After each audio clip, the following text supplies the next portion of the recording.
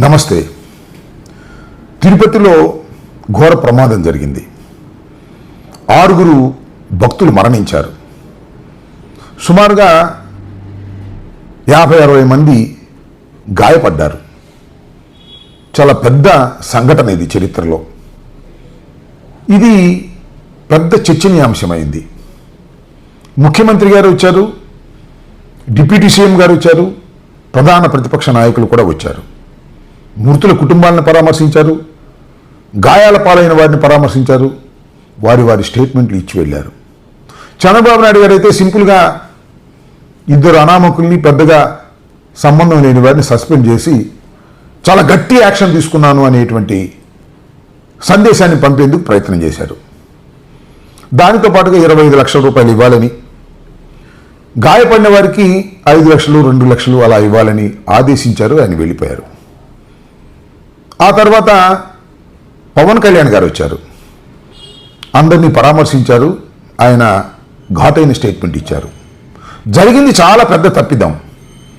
ఈ 6 ప్రాణాలు పోవడానికి కారణం టీటీడీ బోర్డు చైర్మన్, అలాగే ఈఓ, జేఈఓ వీళ్ళందరూ కూడా బహిరంగంగా కుటుంబాలకు క్షమాపణ చెప్పాలి జరిగిన తప్పిదాన్ని అని ఆయన ఒక స్టేట్మెంట్ ఇచ్చి ఆయన వెళ్ళిపోయాడు. చంద్రబాబు నాయుడు గారి ఆదేశం మేరకు కమిటీ సమావేశమైంది టీటీడీ బోర్డు. చంద్రబాబు నాయుడు గారు చెప్పిన కార్యక్రమాలన్నీ కూడా దానిలో రిజల్యూషన్స్ పాస్ చేశారు. ఆ తర్వాత TTD board chairman B R Naidu గారిని విలేకరులు ప్రశ్నించారు.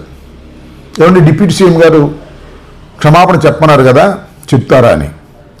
చెబితే తప్పులేదు, కానీ క్షమాపణ చెబితే పోయిన ప్రాణాలు తిరిగి వస్తాయా? లేదు ఎవరో ఏదో అన్నారని మేము క్షమాపణ చెప్పాలా అనేటువంటి ఒక అహంకార ధోరణి ప్రదర్శించారు. తప్పు జరిగింది కానీ క్షమాపణ చెప్పాల్సిన అవసరం లేదు అనేటువంటి మాట ఆయన మాట్లాడారు. క్షమాపణ చెప్తే చెప్పడంలో తప్పులేదు, చెప్పినంత మాత్రాన చనిపోయిన వాళ్ళు బతికి రారు కదా. అది అవన్నీ ఎవరో ఏదో మాట్లాడారంటే వాటికన్నిటికీ స్పందించాల్సిన అవసరం లేదు. ఇది చూస్తే ఏమనిపిస్తుందంటే, ఒక అహంకార ధోరణితో బిఆర్ నాయుడు గారు, బొలినేని రవీంద్రనాథ్ గారు ప్రవర్తిస్తున్నారు.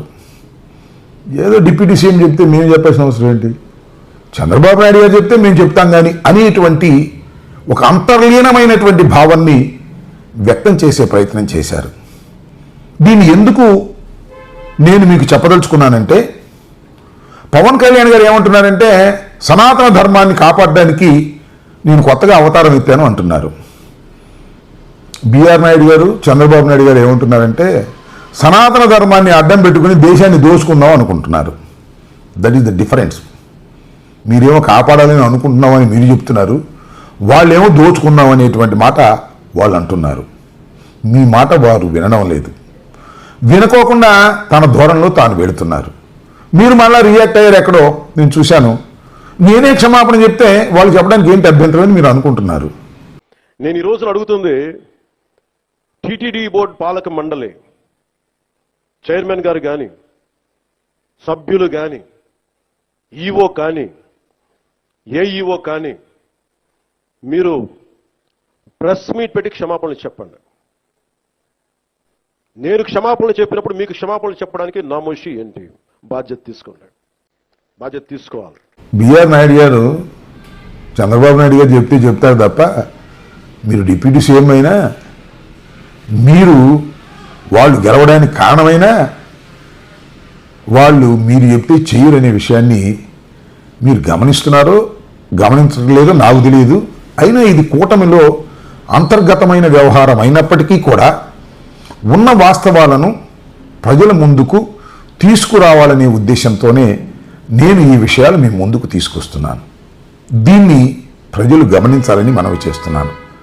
కొండ మీద ఉన్నటువంటి అహంకారం ఇంకా చాలా నష్టాలకు దారి తీస్తుందనే విషయాన్ని ఇక్కడ గుర్తుపెట్టుకోవాలని కూడా నేను చెప్పదలుచుకున్నాను. ధన్యవాదాలు.